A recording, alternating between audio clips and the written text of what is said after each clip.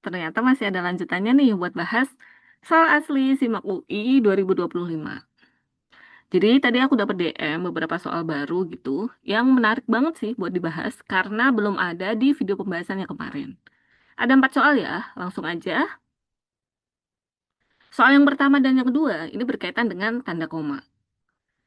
Kaidah penggunaan tanda koma itu di ejaan, aturannya tuh ada banyak ya, ada 13 kayak gitu. Tapi tanda koma ini tuh berhubungan dengan konjungsi biasanya. Kamu coba cek ya video aku tentang konjungsi, nanti di situ ada sedikit kaitannya dengan tanda koma. Terus bisa dicek juga penggunaan tanda koma di website ejaan di Kemdikbud. Sekarang langsung aja kita bahas soal ini. Pertanyaannya adalah tanda koma yang tepat dalam kalimat 6 adalah mungkin harusnya penambahan tanda koma gitu ya, yang tepat. Kita cek kalimat 6. Meskipun potensinya besar, kesadaran akan pentingnya pendekatan neurofisiologi dalam praktik medis sehari-hari masih terbatas. Dalam konteks ini kan ada meskipun ya guys. Meskipun itu adalah konjungsi yang intrakalimat. Kalau dia di awal, berarti dia itu berfungsi sebagai anak kalimat. Nah, anak kalimat yang mendahului induk kalimatnya, biasanya tuh harus ada tanda komanya. Biar kita tahu nih, anak kalimatnya tuh sampai mana, gitu.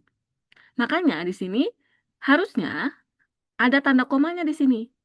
Supaya meskipun potensinya besar, ini tuh bisa jadi keterangan, kesadaran akan pentingnya pendekatan neurofisiologi dalam praktik medis sehari-hari, ini tuh bisa jadi subjeknya, terus masih terbatas, ini tuh bisa jadi predikatnya. Jadi jelas unsur-unsurnya gitu, keterangannya sampai mana, terus subjek dan predikat. Kalau setelah kata medis, itu nggak bisa ya kalau kita tambahin tanda koma, karena subjek sama predikat itu tuh nggak dipisahin pakai tanda koma gitu. Ini bukan. Sesudah kata neurofisiologi. Nah, neurofisiologi itu di sini. Nah, dalam praktik medis sehari-hari, ini tuh sebagai perluasan subjeknya.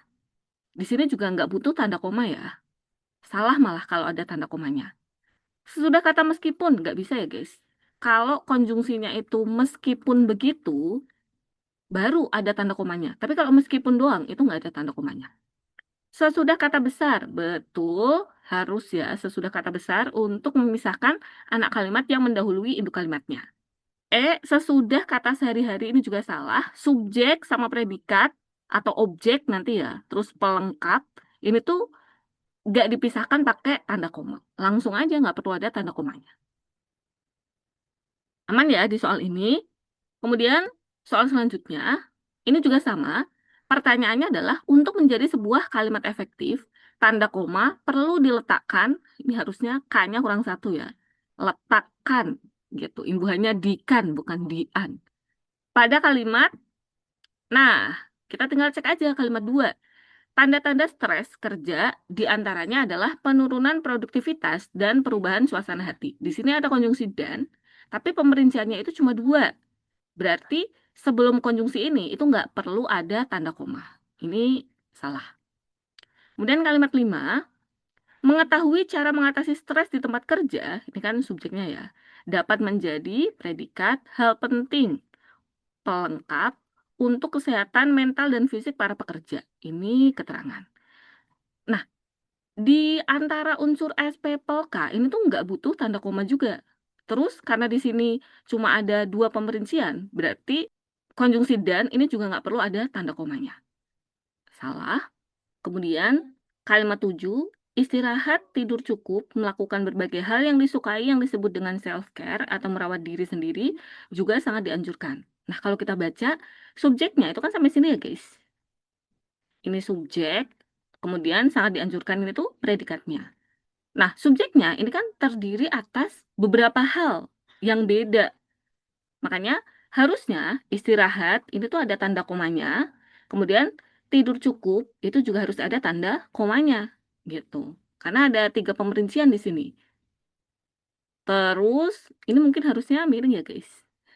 Karena aku tinggal kopas aja tadi. Ini kan kata asing ya. Gitu. Berarti ada penambahan 2 tanda koma di sini. untuk memperjelas kalau misalnya subjeknya ini berupa pemerincian. Jawabannya yang C ya. Tapi tetap kita cek kalimat 8 dan kalimat 9. Mengonsumsi makanan sehat juga bisa menjadi cara mengatasi stres di tempat kerja. Mengonsumsi makanan sehat, subjek, bisa menjadi predikat. Cara mengatasi stres itu adalah pelengkapnya. Di tempat kerja itu adalah keterangannya. Nah, di sini kan tadi aku bilang, di antara subjek, predikat, pelengkap, keterangan, itu tuh nggak perlu ada tanda komanya.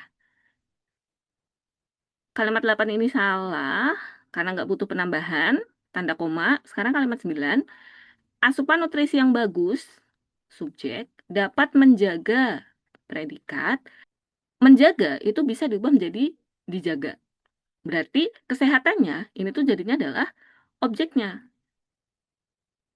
Secara keseluruhan ini tuh keterangan cara untuk mendapat energi positif, ini juga merupakan keterangan.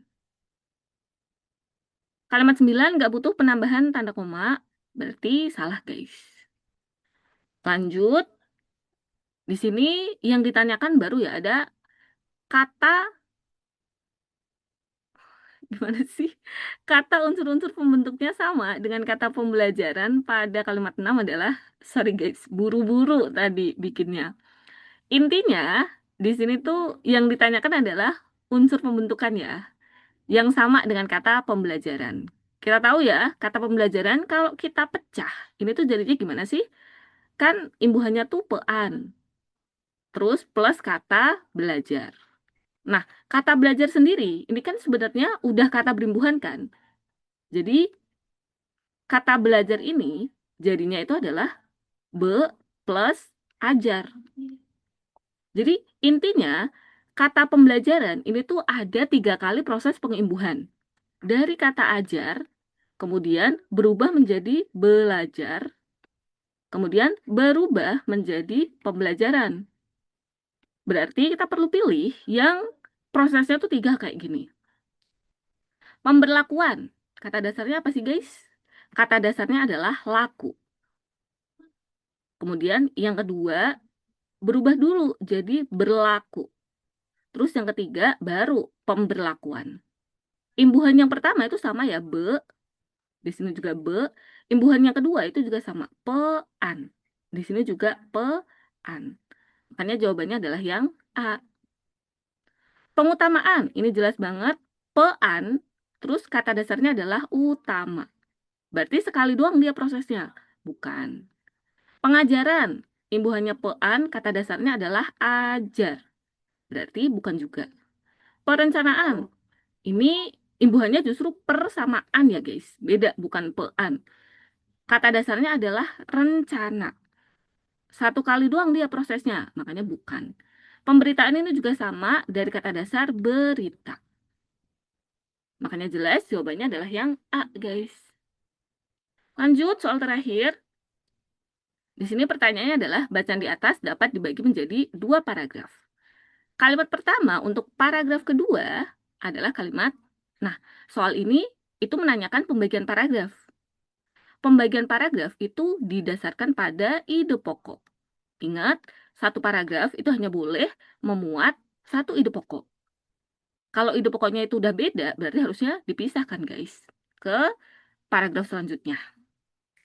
Sekarang, karena yang ditanyakan itu pembagian paragraf, mau nggak mau tuh kita harus cek guys paragrafnya gitu atau teksnya. Paragraf yang pertama, Hiu Paus merupakan salah satu daya tarik wisata di Provinsi Gorontalo. Tempat untuk melihat ikan raksasa ini secara langsung berada di Desa Botubarani, Kecamatan Kabilabone, Kabupaten Bone Balango. Kita dapat mencapai Desa Botubarani melalui jalan darat dari kota Gorontalo karena jaraknya cukup dekat, yakni hanya dalam waktu tempuh sekitar setengah jam. Di Desa Botubarani, kita akan menyaksikan hiu paus yang berada di sekitar 25 meter dari bibir pantai. Hiu paus dapat diamati dari atas perahu atau dilihat langsung dari dalam air melalui snorkeling. Oke. Sampai kalimat 4, ini tuh yang dibahas adalah hiu paus yang berada di Provinsi Gorontalo, tepatnya di Desa Botubarani. Jadi inti yang dibahas tuh itu ya, hiu paus di Provinsi Gorontalo, tepatnya di Desa Botubarani. Nah, paragraf yang keduanya itu yang dibahas hiu paus dapat diamati dari atas perahu atau dilihat langsung dari dalam air melalui snorkeling. Nah, kalau paragraf yang kedua ini tuh mulai membahas cara melihat hiu paus. Ada dua cara kan berarti di sini, dilihat langsung dari atas perahu atau snorkeling. Sebelum melihat hiu paus, ada beberapa aturan dan ketentuan yang harus dipatuhi. Nah, ini kan ngomonginnya melihat hiu paus lagi. Jika hanya melihat dari perahu, kita harus tetap tinggal di perahu.